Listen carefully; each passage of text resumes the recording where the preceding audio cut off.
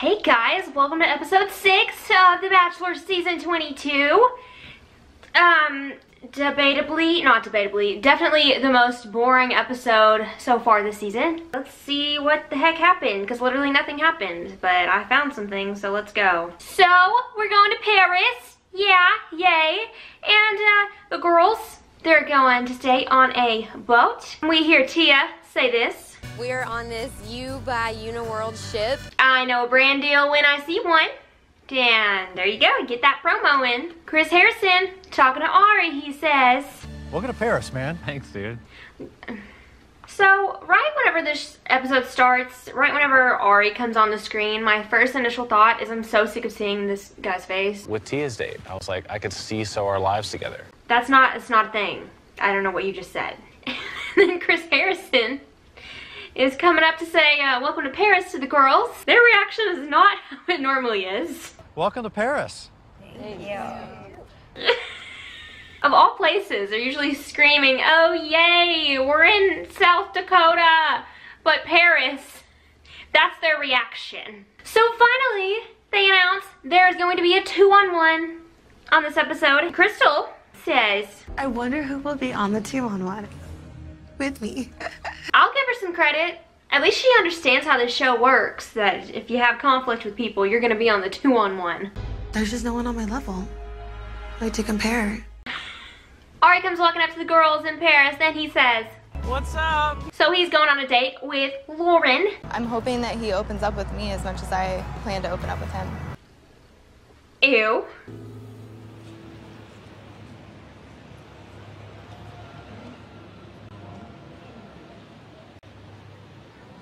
So my initial thought with that video is that she doesn't talk at all, like they don't talk to each other. But then my second thought, looking back at that, was the producers probably told them, hey, just walk around, look around, hold hands, don't say anything to each other, because we're gonna do voiceovers or music later and put it over it, so it's not gonna look awkward. But obviously they just took that and used it to make it look like they don't talk to each other. Also, is Lauren walking around Paris holding a Bible? And I think that to put Kendall or Jacqueline on a 2-on-1 with me is unfair, and it just feels unbalanced. You see, it's hard because we're not even that far into the episode, and I already understand what Crystal is saying twice. Because Kendall and Jacqueline, they don't talk much, and when they do, it's really freaking weird. I can see where she's coming from there too. Oh, that's bad. That's really bad that I'm understanding Crystal. I'm not interested in having a 3-way. Good to know. How come Ari always has to wink after he gives a toast on a one-on-one date? It's really creepy, and I don't support this message. Group date time. They are going to the Moulin Rouge. Wait, is that really the Moulin Rouge? No, it's not. Yeah, so you guessed it. It's the Moulin Rouge. Yep, so you guessed it. The Moulin Rouge dancers, they're amazing, but their outfits are thongs. Yeah. Tia gets me. Tia gets me. Go watch my video. They put on these costumes.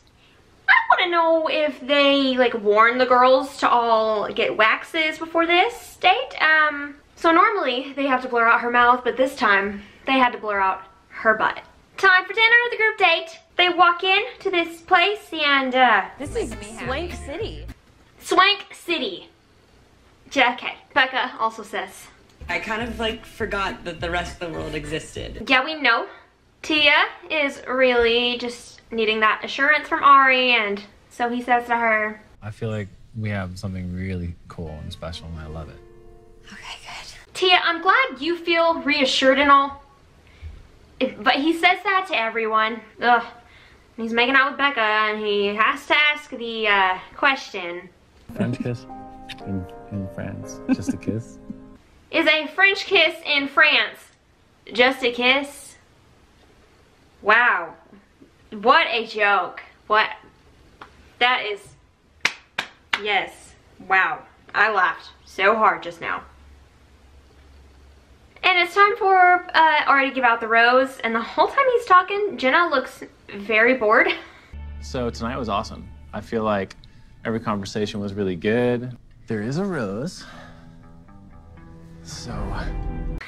she just doesn't want to be there, you can tell. So he gives it to Becca and they end up dancing at the Moulin Rouge together, and Ari attempts to lip sync a song that he does not know.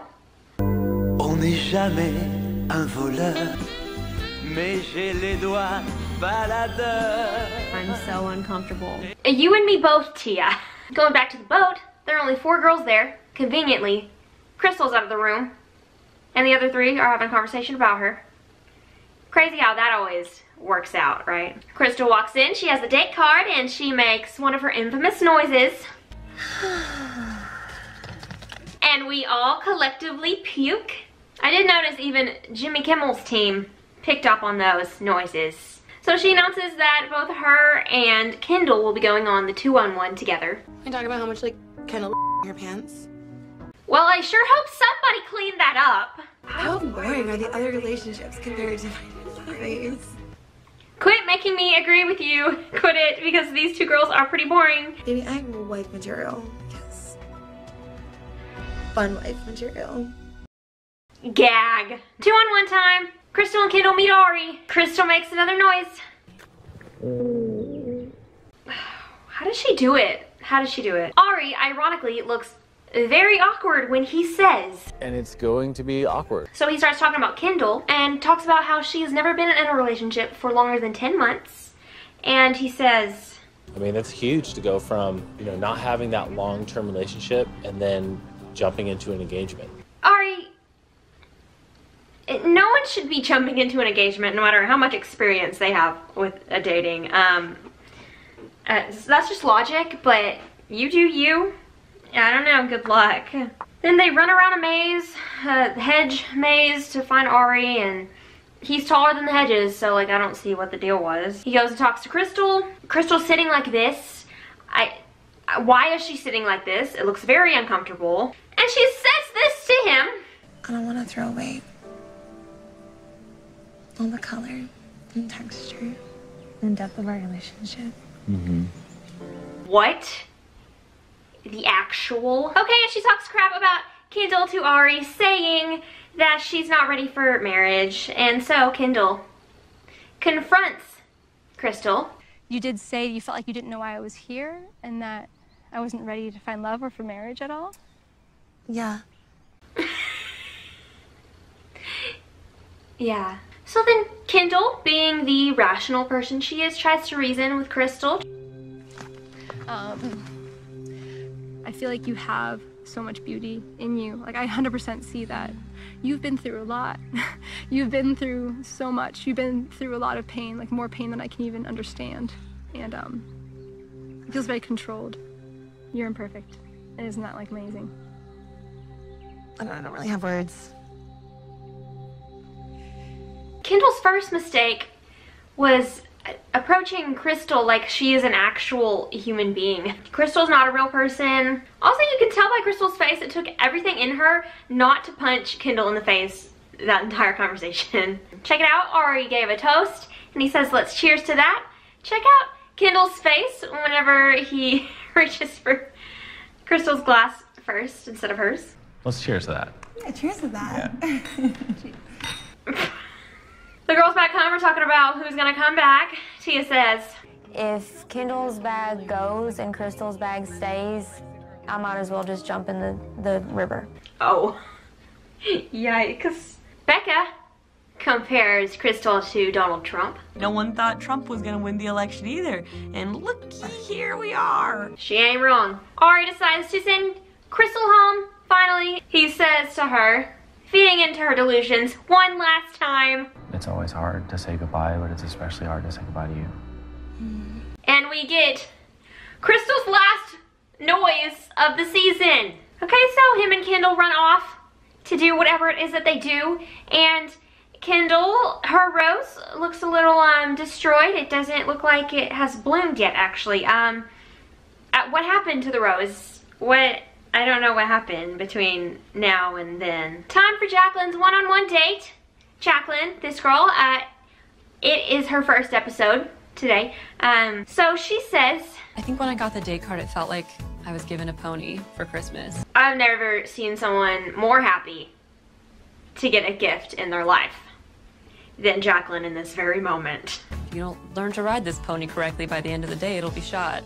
Okay, what a joke. So the car breaks down that Ari's driving, and then he has this weird face about it. Jacqueline, being the intelligent person that she is, says these words. Looking very manly and mechanic-y. It is hot when guys who know things about things do things about things and talk about them. I could not keep up with that. I have no idea what you just said, honestly. And here we see Ari vlogging once again. Here's Jacqueline walking. Why does she always walk like this? That does not seem safe. That does not seem natural. I am confused. Ari is about to give her the rose, and Chick needs to chill out. Today has been really great. Ari decides to become Carly Rae Jepsen. I really like you. Okay, time for the rose ceremony. Lauren says something we're all thinking about, everyone, including her. I just want them to go home. Okay, finally, Ari gives out his roses. He gives the last rose to Becca. Look at Becca's face behind Becca while he's talking to Becca, and Becca's back there with a rose herself, and it's a lot of Becca. At the end of this, Lauren is talking to a producer, I presume, and I didn't hear a word she said at all because I was just paying attention to Tia in the background doing her interview, her ITM. For this type of person, for the longest time, I haven't been able to find them. And that's why I have such like a strong connection to him. Okay, our losers of the week include in 10th place, Miss Crystal. In 9th place, Jenna. In 8th place, Chelsea. Obviously, Chelsea ranked higher than Jenna because he walked her out and not Jenna. So, that tells you anything. Honestly, my genuine thought when this episode ended was, man, the show sucks. Like, I audibly said that. It's not good. That is it. I hope you guys enjoyed this video. If you didn't, then okay. And I will see you next time. Thank you and goodbye.